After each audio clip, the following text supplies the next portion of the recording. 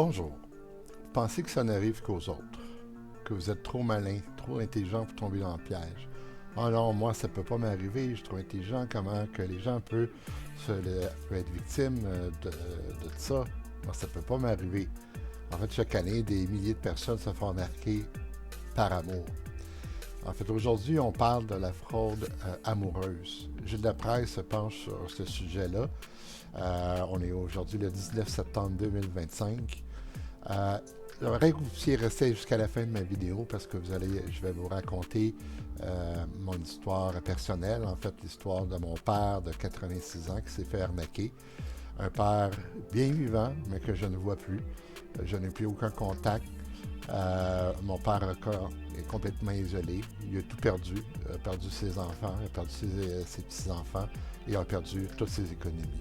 Tout ça à cause de fraude amoureuse. Comment ça fonctionne? Tout commence par un message. En fait, mon père, par exemple, en 2016, ma mère est décédée et il vivait un deuil, donc il était vulnérable. Alors, il a décidé de faire appel à un service de rencontre amoureux. Euh, Évidemment, on était pour ça parce que ça lui permettait de plus vivre seul, de rencontrer des gens. Or, tout commence par un message, un profil charmant, une belle personne, une attention constante, puis viennent les déclarations d'amour, les promesses, les projets. Et un jour, on demande de l'argent, que ce soit pour un billet d'avion, une opération, un investissement. Dans le cas de mon père, c'était une promesse un homme riche qui, une fois décède, à ce moment-là, mon père, par exemple, et une série de personnes recevrait un héritage donc de cet homme-là qui serait un homme millionnaire. Ce qu'on appelle un arnaque à l'héritage. Les signes d'alerte. Voici en fait les 5 signaux d'alerte qui doivent vous inquiéter. Première des choses, et là je cite les experts dans le fond que Copilote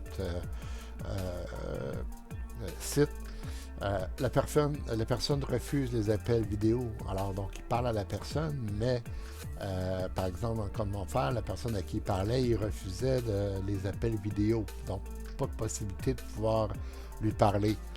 Elle prétend être à l'étranger ou dans une situation compliquée. Elle parle d'amour très vite. Elle demande de l'argent ou des cadeaux. Et elle insiste pour passer sur WhatsApp ou Telegram, par exemple, ou sur les réseaux sociaux. Les chiffres font peur. C'est quoi l'état de la situation? En 2023, les Canadiens ont perdu plus de 50 millions, imaginez, 50 millions de dollars à cause de ces arnaques-là.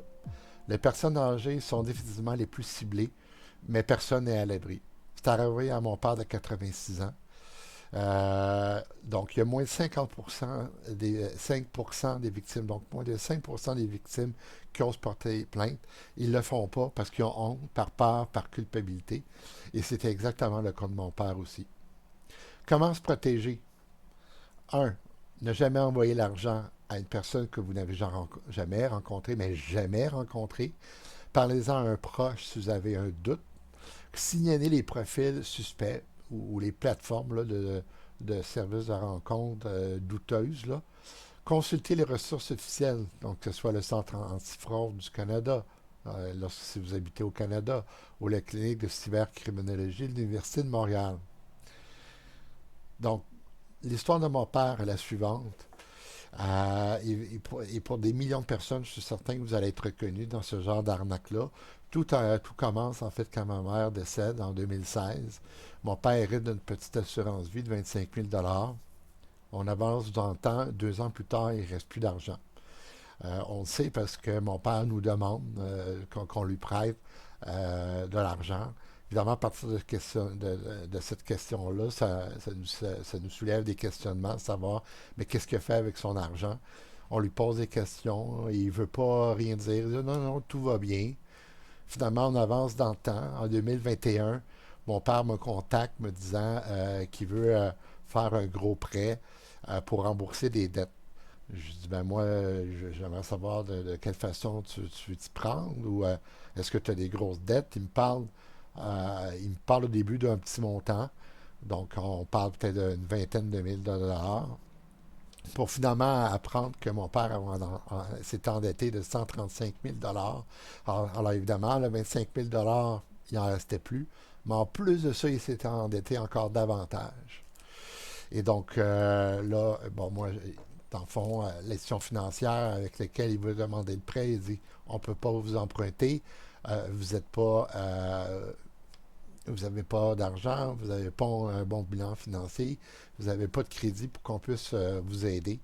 Alors, mon père n'a pas le choix, donc il est oublié de se résoudre, il est obligé de se résoudre à vendre la maison. Il vend la maison et avec l'argent de la maison, on réussit à se débarrasser de toutes les dettes qu'il avait. Il lui reste un 200 000 dollars. Or, au mois de juillet 2021, mon père me dit, ah, Gilles, juste à dire que j'ai une amie à qui je parle, c'est mon amoureuse. Elle me dit que si je lui donne de l'argent, je lui prends de l'argent, elle va pouvoir l'investir, elle va pouvoir parler en son nom à un homme riche. Et lorsqu'il va décéder, mon père hériterait de millions. Il deviendrait tout d'un coup riche.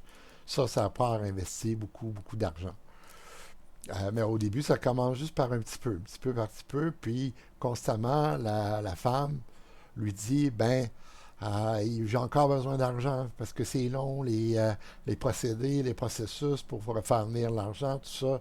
Donc, on va encore avoir besoin d'argent. Donc, mon père, qui est pris dans cette fraude-là, qui fait confiance à son interlocutrice, à son amoureuse, qu'il n'a jamais rencontré, puis qui lui a dit je t'aime, je t'aime, je t'aime, qui finalement lui demande de lui donner de l'argent.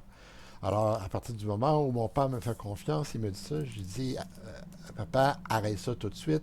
Tu vas donner, tu es en train de donner tout ton argent à une personne que tu n'as jamais vue parce qu'effectivement, cette personne-là, bien qu'il lui dise par texto je t'aime, mon amour, eh bien, il ne l'a jamais rencontré.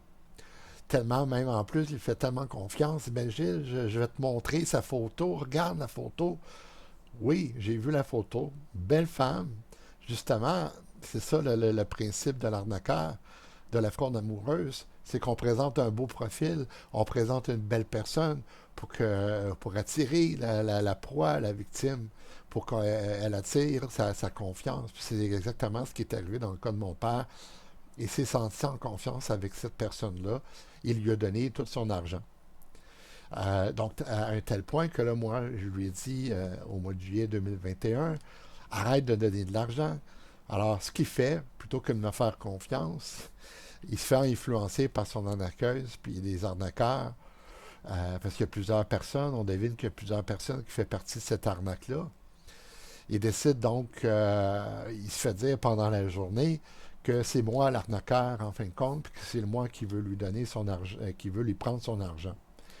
Donc, résultat, il décide un lundi matin d'aller tout retirer son argent. Il m'enlève comme procurateur parce qu'il avait accepté que je sois son procurateur, donc que je puisse l'aider à faire un budget. Donc, il m'enlève comme procurateur. Il retire tout son argent. Moi, évidemment, je panique. Je fais appel aux policiers. Mais mon père, il nie tout. Au contraire, il me balaie du revers de la main. Il me dit, toi, je ne veux pas te parler. Donc, résultat, c'est que plusieurs années plus tard, on est en 2024, 2025, il me rappelle, il dit, moi, Gilles, j'ai encore des problèmes, j'aimerais ça que tu m'aides. Mais là, malheureusement, il ne reste plus d'argent du tout. Donc, le 200 000 avait complètement disparu. Non seulement il avait disparu, mais mon père avait des problèmes. Il n'arrivait pas à payer ses loyers. Peu à peu, il a été évincé. Il a été dans les organismes. Finalement, il s'est rendu un SDF, donc un sans domicile fixe. Il n'y a plus de maison, il n'y a plus de toit. Je ne sais pas s'il est capable de manger convenablement. Je ne sais même pas où il habite. Je sais qu'il est vivant, mais on a perdu tout contact, donc il a perdu tout son argent. Il a perdu ses enfants. Il m'a perdu, puis il a perdu ses petits-enfants. L'amour ne devrait jamais coûter votre dignité ni votre argent, justement. Si cette vidéo peut éviter ne serait-ce qu'une victime, elle aurait servi. Partagez-la. Abonnez-vous pour plus de contenu utile. Surtout, parlez-en autour de vous. Parce que le silence, c'est ce que les fraudeurs espèrent. Et dans le cas de mon père, ils l'ont obtenu. Je vous remercie. Vous étiez à Gilles Lapresse, édition du 19 septembre 2025. Merci. Au revoir.